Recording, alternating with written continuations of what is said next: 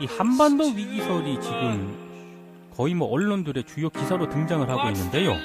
네. 이것 때문인지 대선 주요 후보들도 지금 우클릭하는 그런 경향을 보이고 있거든요.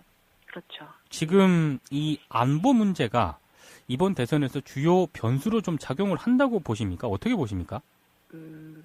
일단 상황 자체만 놓고 본다면 예. 충분히 작용할 수 있을 정도로 여러 상황들이 펼쳐지고 있는 건 뭐 사실인 것 같은데요.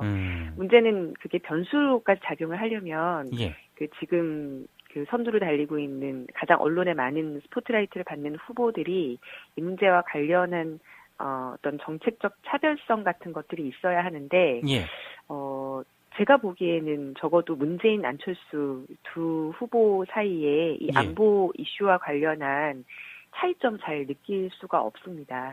연일 우클릭 경쟁을 하다 보니 예. 어제는 차이가 약간 있는 것 같았다가도 오늘은 아닌 것 같고 아하. 이런 상황들이 계속 있고 뭐 단적으로 사드 하나만 보더라도 예. 어제였나요? 문재인 후보가 문화일보하고 인터뷰를 해서 사드에 대해서 주권적 결정사안이다 이렇게까지 표현을 하면서 예. 지난 몇 달 전과 확연하게 다른 움직임들을 보이고 있고 안철수 후보 역시 뭐 발빠르게 사드 관련해서는 뭐 말바꾸기라는 그런 공격을 받을 정도로 확연하게 입장 차이를 보이고 있는 상황에서 예. 다른 여타의 이슈들에 대해서도 큰 변별력이 없다고 생각을 하거든요. 그래서 이게 중요 변수로까지 작용을 하려면 한반도 위기설을 어떻게 돌파할지에 대한 보다 선명한 입장 같은 것들을 어느 한 후보가 보여주어야 그것을 가지고 언론에서도 뭐 프레임을 나눌 수 있지 않을까 생각이 돼서 아하. 제가 봤을 때는 그다지 차이가 드러나지 않는 적어도 두 후보 사이에서는 그런 분위기라고 봅니다.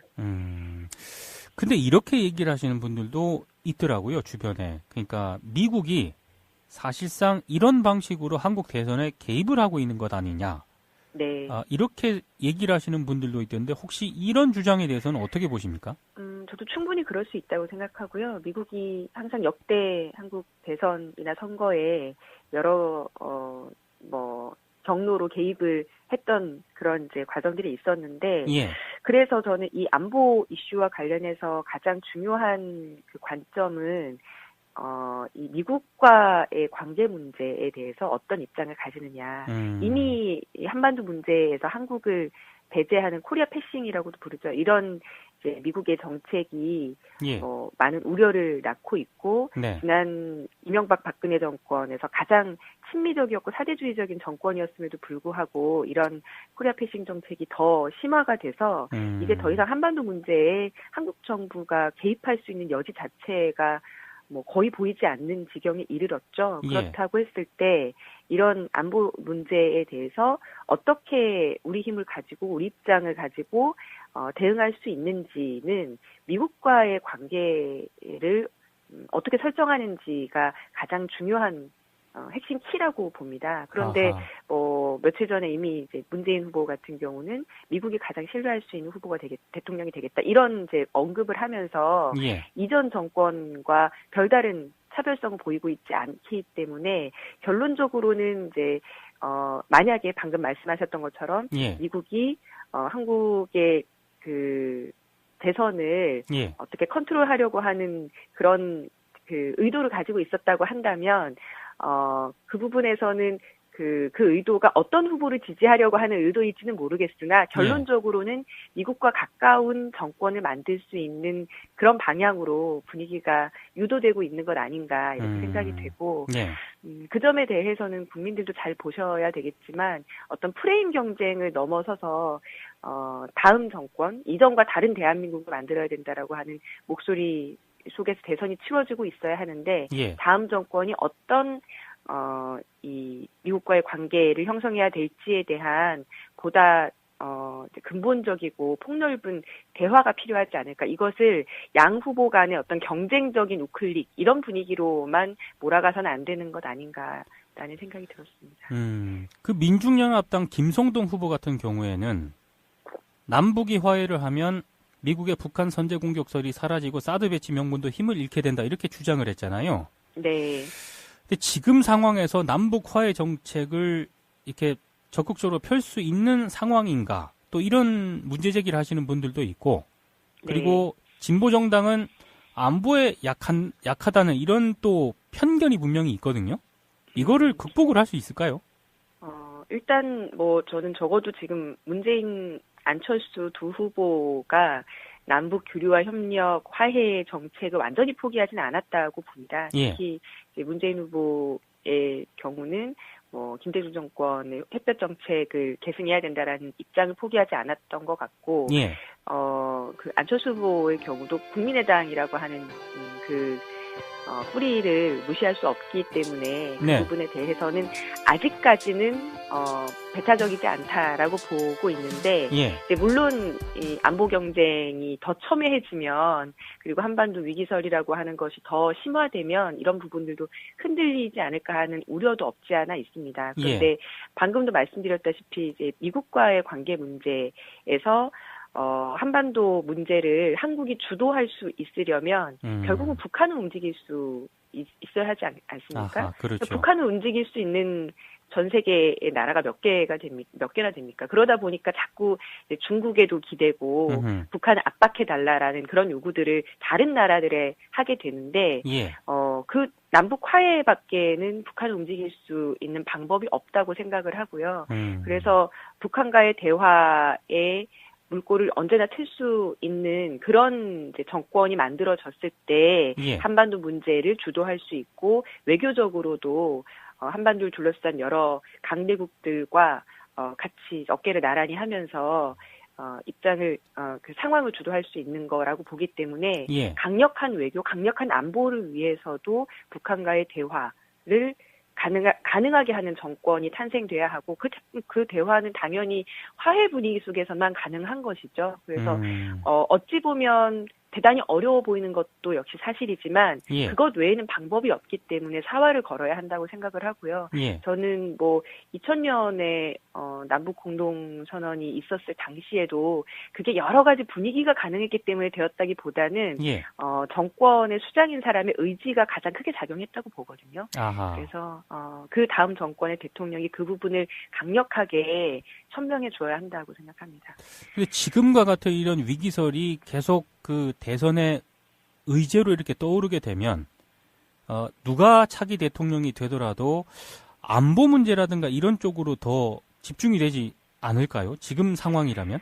그래서 제가 아까 그 미국의 의도가 무엇인지는 모르겠으나 미국이 어떤 후보를 지원하고자 하는 마음이 있을지 모르겠으나 그건 사실 별로 중요하지 않은 것 같고 다음 정권이 미국에 더욱 기대고 안보 문제와 관련해서 더 우클릭을 하게 만드는 효과는 분명히 있는 것 같다라고 생각이 되었던 거고 안타깝게도 이제 TV 토론 같은 것들도 시작이 되지만 그 5명의 후보가 나오는데 저는 이 5명의 후보들의 주요 후보라고 이제 부각되는 분들의 안보와 관련한 특히 이 미국과의 관계 설정과 관련한 입장은 대동소이하다고 생각합니다. 누가 좀 더 세게 얘기하느냐, 확고하게 얘기하느냐의 차이가 있다 뿐이지, 심지어 정의당 심상정 후보까지도 미국의 해부산에 기대해야 한다 이런 류의 발언들을 해서 그 해석에 대해서 저도 좀 의아했었었는데요. 그래서 미국과의 자주적 입장, 외교에서의 문제뿐만 아니라 안보에서의 문제까지도 그 5 후보가 구체적으로 내놓고 있지 못한 부분까지도 얘기할 수 있는 민중연합당 김선동 후보의 입장, 이런 부분도 잘 들여다 봐주셨으면 좋겠습니다. 그게 이 변별력뿐만 아니라 다음 정권에서 지금 이 표억기, 그래서 보수층들의 표심을 조금 더 얻기 위한 그런 경쟁에만 매몰되어 있는 상황을 넘어서서 정말 다음 정권의 평화의 문제, 남북관계의 문제, 이런 것들을 좌우할 수 있는 굉장히 중요한 이슈라고 생각해서 그렇게 말씀드리는 겁니다. 알겠습니다. 그리고 자유한국당의 홍준표 후보가요, 더불어민주당 문재인 후보를 향해서 이런 얘기를 했거든요.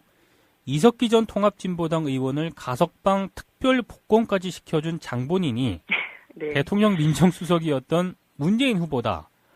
이렇게 주장을 했는데 홍준표 후보의 이 발언을 좀 어떻게 보십니까? 이거 한 10몇 년 전에 있었던 일을 이번에서 얘기하는 것 같은데요. 매번 그 어떤 종북 색깔론 같은 걸 얘기할 때 단골로 나오는 얘기들이기도 하죠. 저는 이제 홍준표 후보를 보면서 트럼프 코스프레에 재미를 붙였고 있구나 하는 생각이 아하. 좀 들었습니다. 그 젊은 사람들이 요즘 많이 하는 그 유행어이기도 한데 아무 말 대잔치라고 예. 했으니까 예. 언론에서 하는 얘기들을 보면 정말 앞뒤가 안 맞는 아무 말이나 하고 계세요. 엊그저께 전술핵 재배치와 핵 보유를 한꺼번에 주장을 하시면서 굉장히 안보에 있어서는 내가 가장 스트롱하다 이런 얘기를 하고 예.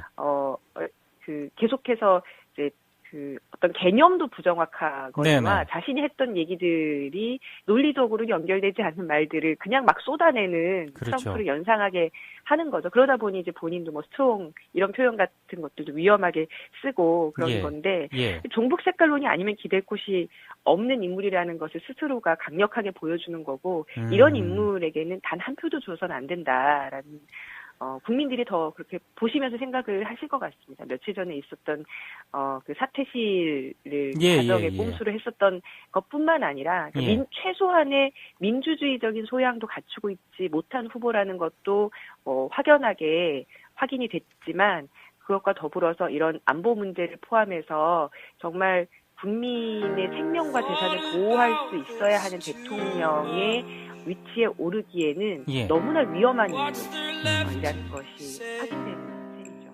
어떻게 우리 힘을 가지고 우리 입장을 가지고 대응할 수 있는지는 미국과의 관계를 어떻게 설정하는지가 가장 중요한 핵심 키라고 봅니다. 그런데 며칠 전에 이미 이제 문재인 후보 같은 경우는 미국이 가장 신뢰할 수 있는 후보가 대통령이 되겠다 이런 이제 언급을 하면서 이전 정권과 별다른 차별성을 보이고 있지 않기 때문에 결론적으로는 이제 만약에 방금 말씀하셨던 것처럼 미국이 한국의 그 대선을 어떻게 컨트롤하려고 하는 그런 그 의도를 가지고 있었다고 한다면 그 부분에서는 그 의도가 어떤 후보를 지지하려고 하는 의도일지는 모르겠으나 결론적으로는 미국과 가까운 정권을 만들 수 있는 그런 방향으로 분위기가 유도되고 있는 것 아닌가 이렇게 생각이 되고 그 점에 대해서는 국민들도 잘 보셔야 되겠지만 어떤 프레임 경쟁을 넘어서서